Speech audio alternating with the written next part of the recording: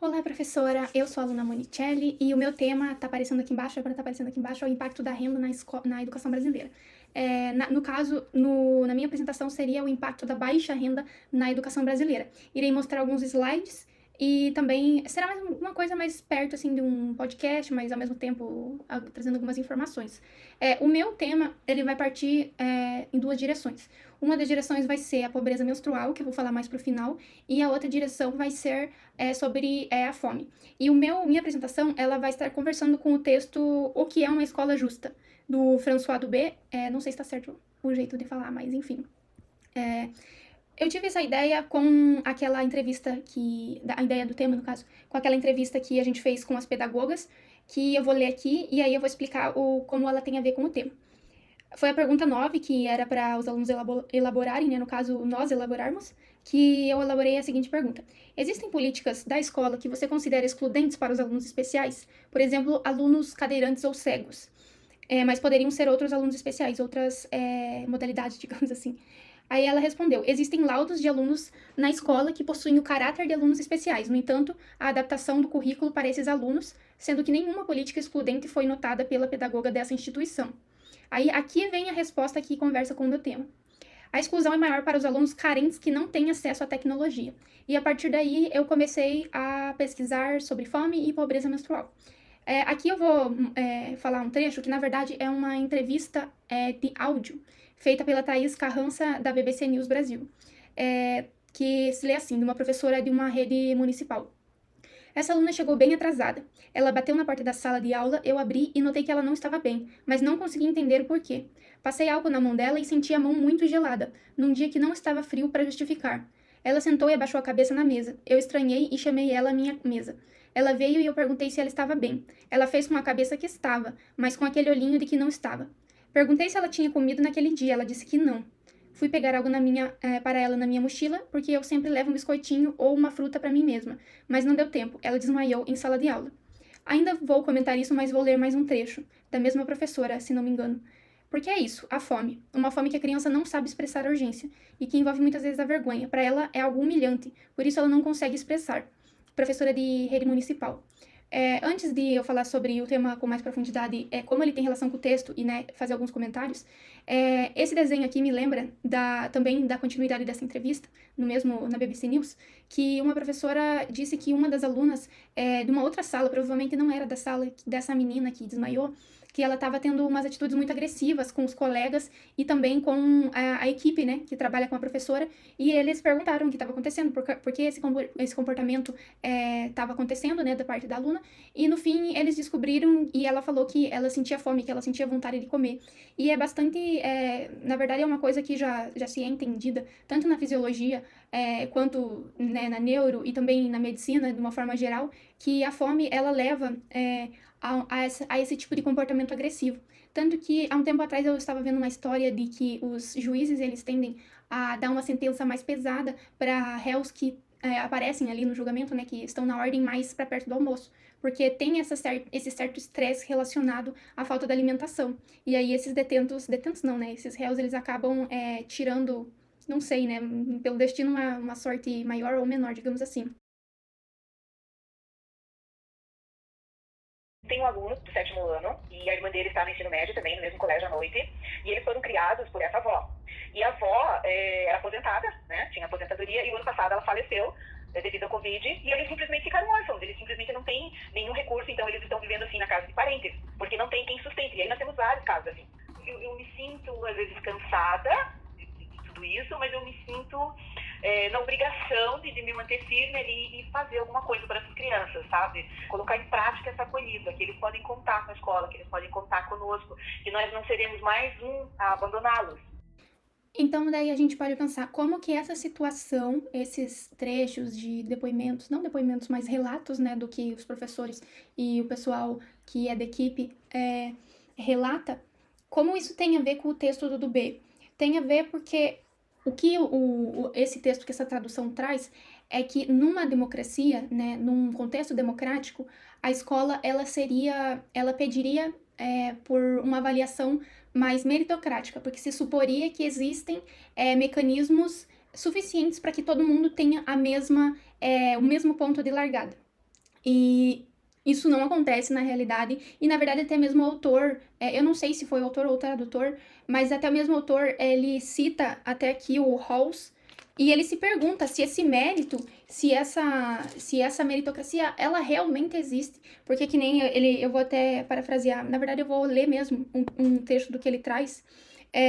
Podemos nos perguntar também se o mérito realmente existe, se ele pode ser medido objetivamente, se pode ser aplicado a crianças e até que idade. Se não somos responsáveis por nosso nascimento, como sê-los por nossos dons e aptidões? Que é o que realmente nessa situação fica muito difícil de dizer que essa situação ela tá igualitária, ela tem uma equidade, todos partem de um ponto original, de um ponto de mesmos recursos, de mesma família, que ele traz também. Não é somente o comer, né, que ele traz, mas o que eu tô mais trazendo é isso. Porque ele também, ele aponta para a falta de estrutura familiar para apoiar o estudante, para apoiar a criança, o jovem que está na escola, né?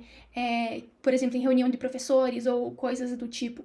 Então, ele traz, na verdade, ele não fica só nos recursos como recursos que a escola vai oferecer, mas também os recursos que ele possui da família dele. E no meu caso aqui, os recursos da alimentação, né? O recurso do ter uma fonte de alimento, de ter uma fonte de que, sei lá, às vezes, até também eu tive que trazer isso, até vou falar agora que senão depois eu esqueço, essa coisa de muitas crianças, muitos jovens saírem da escola para poderem trazer algum sustento, alguma renda a mais para a família, né?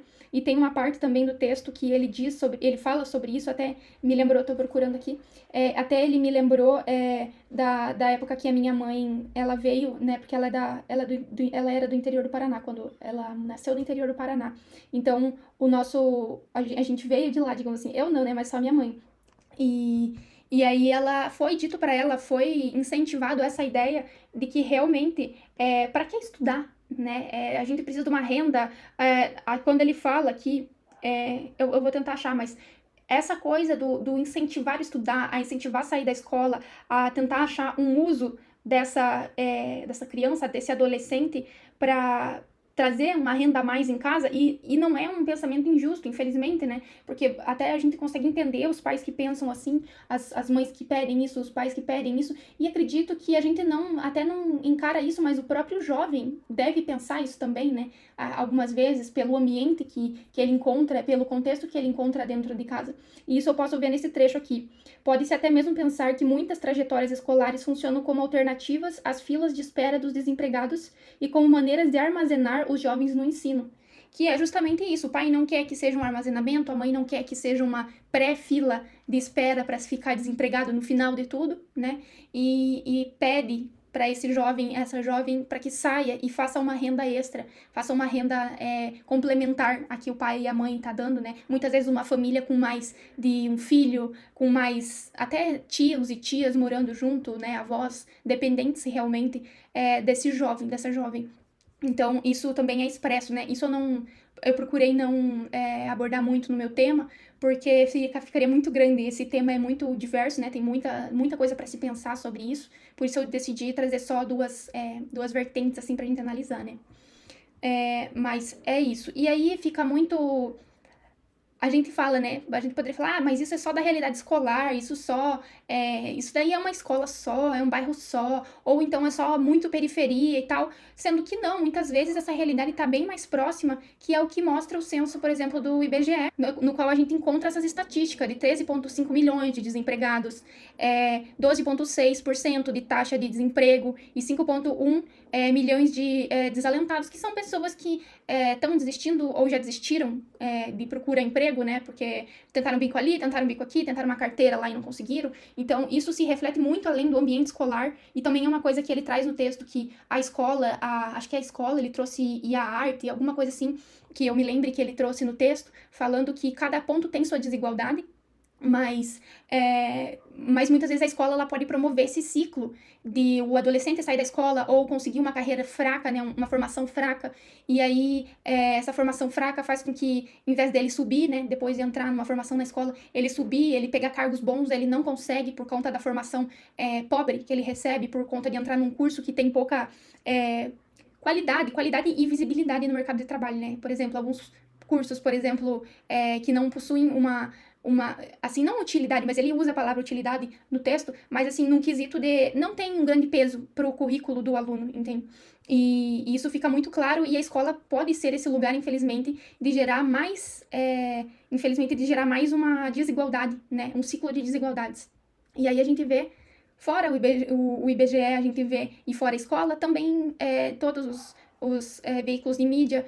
Por exemplo, eu acredito que você já tenha visto isso, que a Prof já tenha visto isso, de algumas manchetes como fila para conseguir doação de ossos é flagrante na luta de famílias brasileiras contra a fome, como a fila do osso virou um símbolo da miséria nacional, coisas assim. E eu trouxe o touro lá, que eles tinham colocado, eu não sei se era Avenida Augusta, não lembro agora o nome daquela rua bem famosa, que eles fizeram uma manifestação, né, de colocar estampado no boi fome, que a gente vê realmente essa tentativa, assim, de meio que se plantar uma ideia de prosperidade, de riqueza, sabe, uma disparidade com a realidade, assim, que eu fico, assim, muito conhecida com isso, porque muitas dessas pessoas nem passaram, sabe, por um dia de que eles imaginaram o que eles iam ter que comer no próximo dia, que é essa fragilidade que muitas famílias conhecem, muito dessas famílias que possuem membros que estão desalentados ou desempregados, elas vivem muitas vezes essa realidade, né? E até uma realidade que não é distante aqui de Curitiba.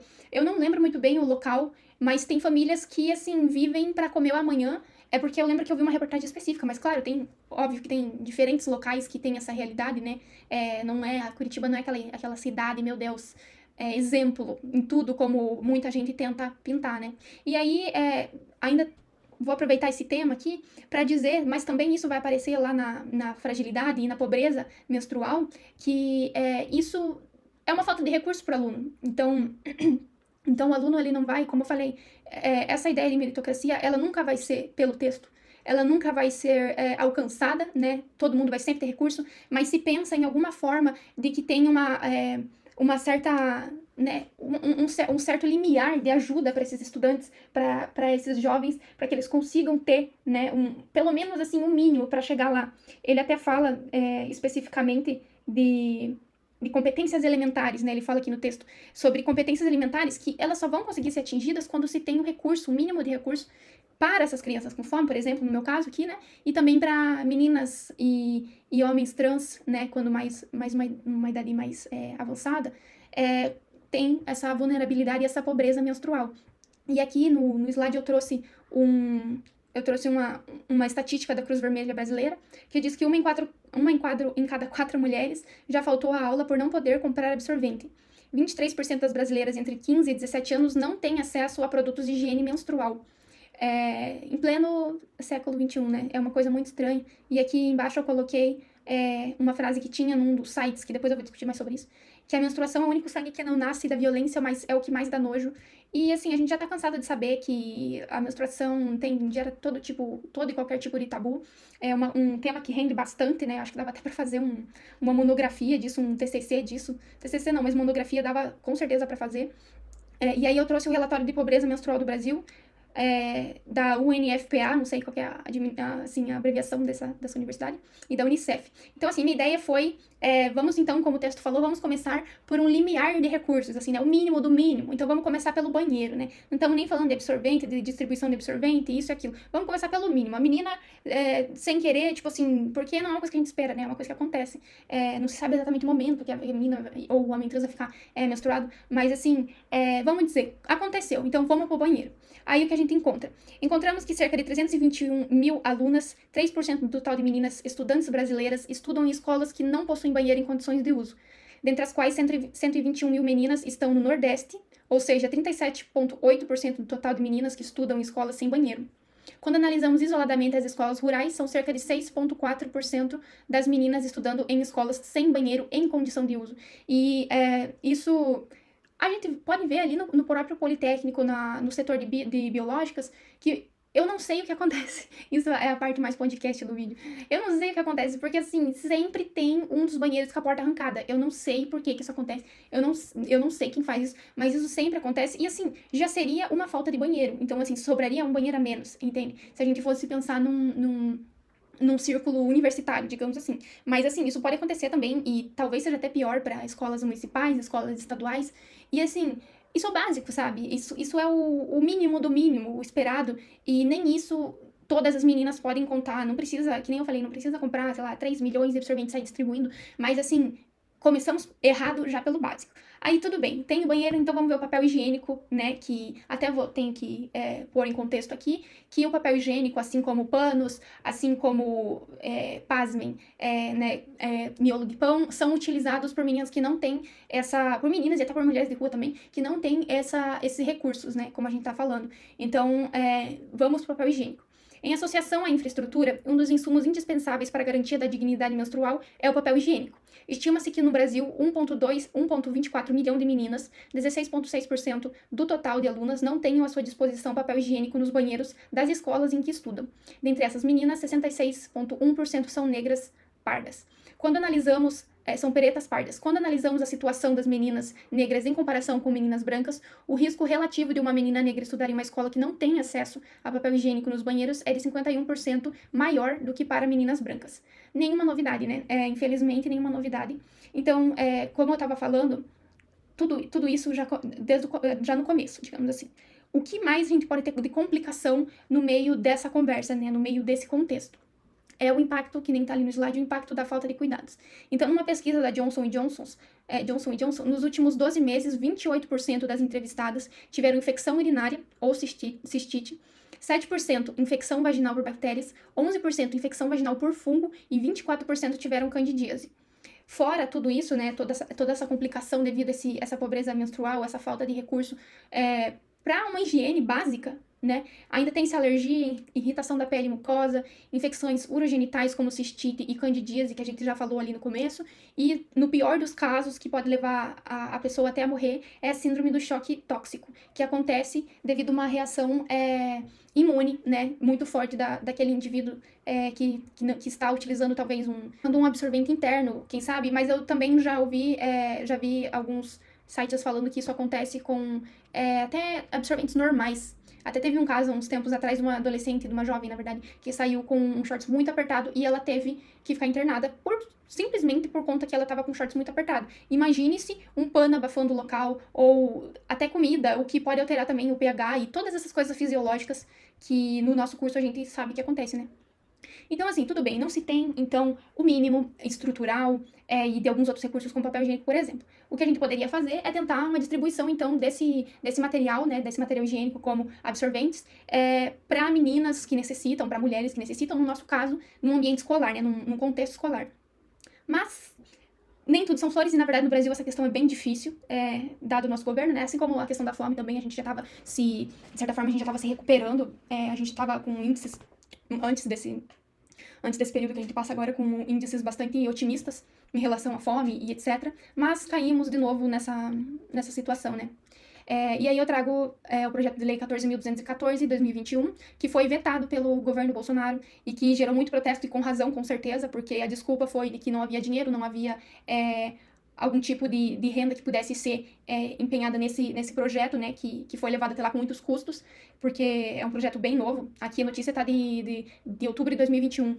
E aconteceu isso, e retrocesso é tudo que a gente consegue dizer, né? Porque era uma medida simples, assim como se tem, hoje em dia no SUS, se tem a distribuição de preservativos masculinos, e acredito que até femininos, já cheguei a ver gente que falou que tem feminino também, que é uma questão de saúde pública básica, né? A distribuição desse material. Não se tem o direito das mulheres terem esse item básico, higiênico e de saúde, como a gente viu no choque tóxico também, que algumas mulheres têm essa complicação muito mais, né, triplicada, sei lá, muito mais intensa do que outras mulheres. Mas não temos ainda esse prazer de anunciar que a gente tem políticas tão efetivas contra esse tópico da pobreza menstrual. Mas se não temos políticas públicas tão fortes assim, o que resta pra gente, né, é realmente esse empenho de ONGs, ou mesmo de pessoas que começam projetos. Aqui eu trouxe pra gente não ficar só numa tristeza, né, pensando nisso. Eu trouxe alguns projetos que estão envolvidos com esse tema de pobreza menstrual, para ajudar essas mulheres, né, que é o Absorvendo Amor, que tem Instagram, o Projeto Luna também tem Instagram, o Projeto Ciclo Novo e o Fluxo Sem Tabu. Eu mostrei um mapinha aqui das regiões onde eles tem essa ação. Aqui no Paraná, pelo que eu entendi, não temos essa ação, infelizmente, ainda, mas tem muitas outras ações. Esses dias mesmo eu entrei num Instagram que faz esse tipo de distribuição de absorventes e materiais desse tipo, e não é só isso, o Fluxo Sem Tabu também tem outros materiais que eles entregam, eu não vou lembrar exatamente agora, mas eu entrei no site, que é o mesmo site que tem esse mapinha aí, e eles entregam outros materiais. Um dos únicos que eles não estão entregando agora é o teste de gravidez, se não me engano, mas temos já, né, um início de alguma coisa aí, e muitos projetos realmente ajudam bastante essas mulheres. Então, assim, é um tema, como eu falei, é um tema muito amplo, tem muito a se falar, né, mas, infelizmente, isso a gente pode concluir que estamos ainda bem no começo das necessidades básicas, existem, né, infelizmente, alunos voltando à faixa da pobreza, voltando a sair da escola para poder ter uma renda em casa, para poder sustentar, e ninguém, né, pode julgar essas pessoas, porque realmente fica muito difícil, já fica difícil pra gente aprender tendo comida em casa e tendo renda. Agora imagine para quem não tem renda e imagine para uma criança, né, que chega na escola, na creche, que seja sem comida, sem alimentação, e que influi isso até mesmo no desenvolvimento dessa criança, no neurodesenvolvimento da criança, e que pode, assim, realmente, até influir em coisas muito piores, até se essa inanição, se a mãe, né, grávida até, tiver numa situação de vulnerabilidade alimentar, digamos assim, isso pode ser até pior, gerar problemas de desenvolvimento mesmo no feto, no embrião, e tem muito a se falar ainda. Então, essa era a minha proposta. E é isso. E eu agradeço muito porque aprendi algumas coisas novas com esse trabalho. Até mais, prof. Bom final de ano e boa noite, porque aqui é noite. Tchau.